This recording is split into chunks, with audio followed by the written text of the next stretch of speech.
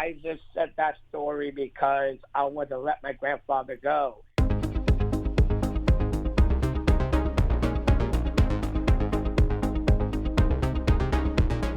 Welcome to the Telling It Our Way podcast. I'm Allie. And I'm Becca. In this podcast, we bring you stories by disabled people about disabled people. Stories from the daily lives of self-advocates with intellectual and developmental disabilities. These are real people with real lives, complicated lives. They don't want your pity, and they don't exist to inspire you. Yeah, this is not inspiration porn. So, Becca, today we're talking about grief. Yeah, cheery topic today. So, we're talking about grief because it is one of those universal experiences. Everyone, everywhere has lost someone or something. And there are lots of kinds of grief, but today the two stories that we're featuring are focusing on death. So that's just a warning for all of you listening today. Both of these stories feature the loss of a loved one. And like I said, grief is universal, but it is not a topic that people with intellectual disabilities get included in very often because of that eternal child myth, this kind of overprotection and paternalism. You don't want to talk about death around someone because you're not sure how they're going to react. And so all of that kind of stuff leads to people with intellectual disabilities not having a lot of options to talk about grief.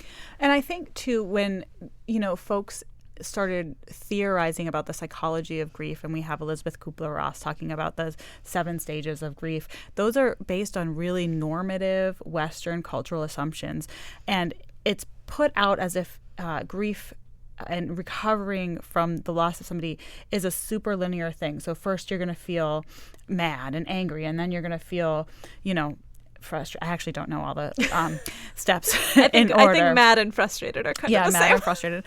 And that's not actually how people experience grief. It's not a linear thing.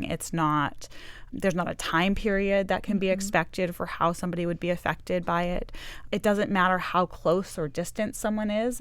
Something can affect someone very personally that you might think, but they didn't know that person very well. They only had coffee with them one time. Why are they so sad? Well, right. And because we have this kind of normative standard about how you're supposed to experience grief, if your grieving falls outside of that pattern, then you're scrutinized. And people with intellectual disabilities are already scrutinized all the time for doing things that are different from how non-disabled people do them. Yeah, and I think there is this other kind of ableism that might be even a bit darker, which is this idea that for some folks with intellectual disabilities, the expectation is that they won't live very long, right? Because they have complicated physiological experiences as well, such as, for example, folks with Down syndrome in 1983, the year I was born, weren't expected to live past 30. That's changed a lot, right?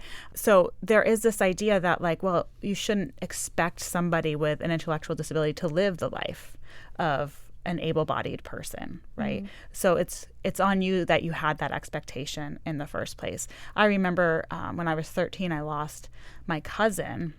And he was 13 as well when he passed away, and he had an intellectual disability. And it was hard to really get a chance to grieve because there was this overlying narrative of, things are better off for him now. Things were getting really complicated with his care. Things are better now. And I don't think that was malicious on the intent of my family. I think that's actually a larger cultural narrative that we have. So what we wanted to do today really was to just create some space for people to share some stories about grief. The story that we're about to hear is really relatable. Taylor is talking about the loss of his grandpa, and I think grandparents are some of the first losses many of us feel and have, and I think folks are going to really be able to feel what Taylor experienced as he talks about his relationship with his grandfather.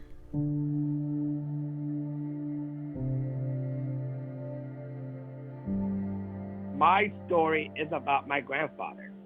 We were at my aunt's house eating and having fun. We played 31. My grandfather kept losing. It was so much fun. And that's a good memory I have for him. He was my grandfather. He loved us with all of his heart, and he was so kind. he passed away this year. I was shocked. My whole family was close to him. My family was all close to him, and we were raised with him and my grandma. We were very close to him. And he was good. He was good. I was really emotional when he died. My girlfriend and her family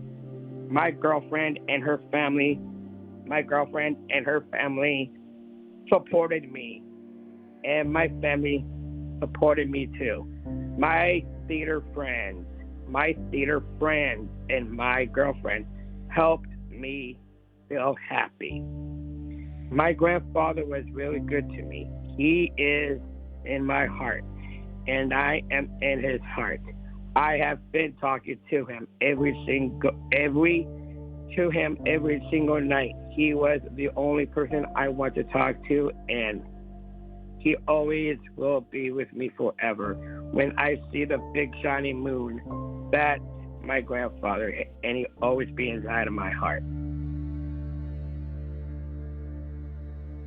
Thank you to Taylor for sharing that story. And something that Taylor shared with us is that the process of telling that story to an audience is something that was really therapeutic for him. He was saying, this is how I let go of my grandfather, by sharing this story with people. So I just want to talk a little bit, because I am who I am fundamentally. I did a little bit of research about this topic. And, in the last couple of decades specifically, there has been a ton of research on the topic of grief and people with intellectual and developmental disabilities.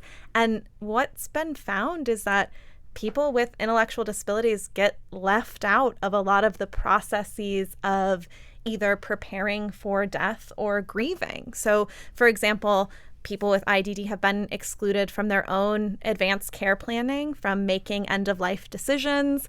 They've been left out of funerals or not told when friends or family members died. They've not been told about their own dying.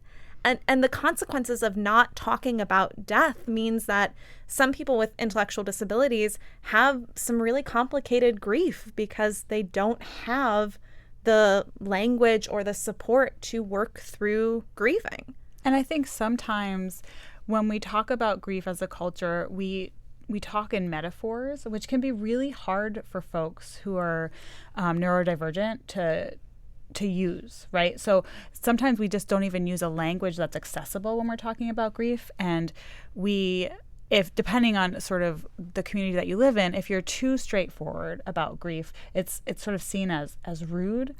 And sometimes that's what we need to be in order to be accessible and to provide that space for folks to talk about their experience. Mm-hmm. That's a really good point, is that, we need to be equipped with the language to understand our own grief and other people's grief. And that's something, particularly in American culture, but I think in Western culture more broadly, that's just not something that we do.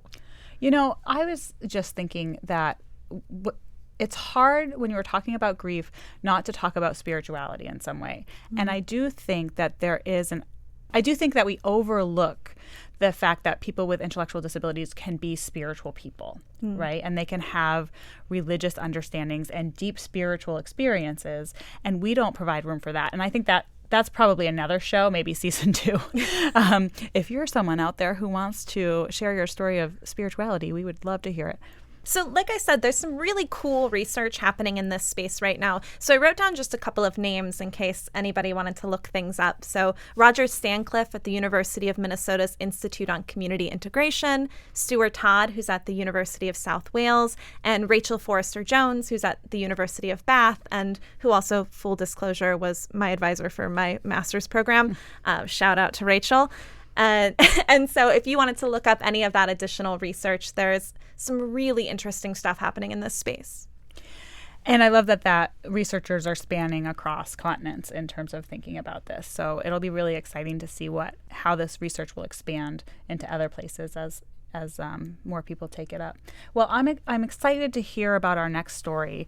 So we have a young woman, Sophie, and she's talking about a high school friend that she lost. And I know that across time there have always been the experience of a young person lost in their peer community. But it seems like it happens more frequently in the last 20 years. And maybe that's because of the rise of gun violence and the rise of violence in schools. And Sophie's experience isn't quite that. She is going to be talking about losing a friend in a car accident. But it does make you think about, well, whenever they say, oh, we have all of these resources available to help you grieve here at school, just come to the guidance counselor, it makes you think, well, are those resources safe for everybody? Are they going to understand neurodiversity and how people might express their grief? So I think Sophie brings a really interesting story to the table. Yeah, I'm excited to hear it.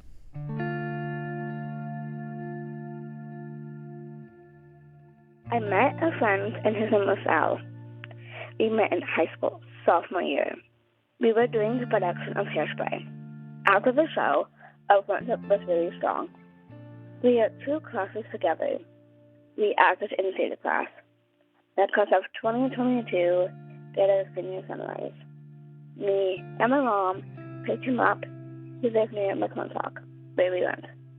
In the car, Al said to my mom he had a full scholarship in musical theater to a historical Black college of his choice. We got to campus. Senior sunrise is an event when all the seniors get together and meet on mouthful field. We ate donuts and watched the sunrise for the last time. Al and I talked over the phone and on Snapchat. He was in my economics class, and he sat next to me. And then the next day, he was not there. I thought he was at the class, but no. My friend Ellis was in the dance room and told me that they were women that Al died. I was in shock, and I started to cry. We hugged. The principal and the assistant principal were going class to class and breaking the news. He died October 25th in a wrong car crash, late Monday night. The next day at school, everyone was quiet. Everyone was sad. My theater class did lifts, and we always say something nice to everyone. So I did my lift, and I did one about Al. I was crying. My friend Al and I walked into the theater room, and he was really sad. He knew Al. So I went to him, and we hugged and cried into each other's arms. The next 4 months of high school were really sad and lonely on campus without Al. I miss his personality. When I get sad about Al, I listen to the Hairspray soundtrack in the playlist I called I Miss Al. And I think of him when I hear it. That change was hard. In 2022, we had 8 memorials for him. We lit the sky with lanterns and our yellow. Our favorite color was yellow. And I sang and danced to the song, You Are My Sunshine, while crying. Everyone was really sad that night, and a lot of people showed up, like old high school friends and family.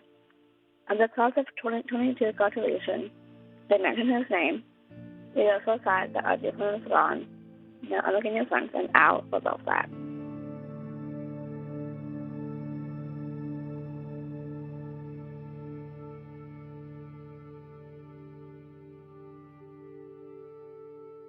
So we want to thank Sophie for sharing that story. And I think, I'm really struck in that story by how important Sophie's community was in processing the grief, the loss of her friend Al. She talks about being with her friends in school and how that was the way in which she processed her grief. And it's the way that she finds out about the loss in the first place, right? Mm-hmm. So you sort of get the whole process from beginning to end. She also talks about how it's affecting her months later, mm-hmm. when maybe other peers have sort of moved on from that grief experience, and she's feeling it deeply months later. And that can be a really lonely experience, I think, especially for a young person. Mm-hmm. Yeah. So thank you to both Sophie and Taylor for sharing these stories that can feel quite vulnerable to share stories of loss. We really appreciate them both doing that today. In her story, Sophie mentioned singing a song as a tribute to Al, and she did record that song with us when she shared her story. So we're going to play that clip now. You are my sunshine, my only sunshine. You make me happy when skies are gray. You never know, dear, how much I love you. Please don't take my sunshine away. Before we end, I do want to thank our contributors, Sophie and Taylor, our associate producer, Connor Smenner, and our Telling It Our Way advisory board members, Jarita Fox, Quinn Thomas, and Gavin Daly. Special thanks to WGTE and our producer, Chris Pfeiffer. To access transcripts for this show and any other show notes, please visit wgte.org/ourway. I'm Allie Day. And I'm Becca Monteleone, and you've been listening to Telling It Our Way. WGTE. Voices around us. WGTE is supported in part by American Rescue Plan Act funds allocated by the City of Toledo and the Lucas County Commissioners and administered by the Arts Commission.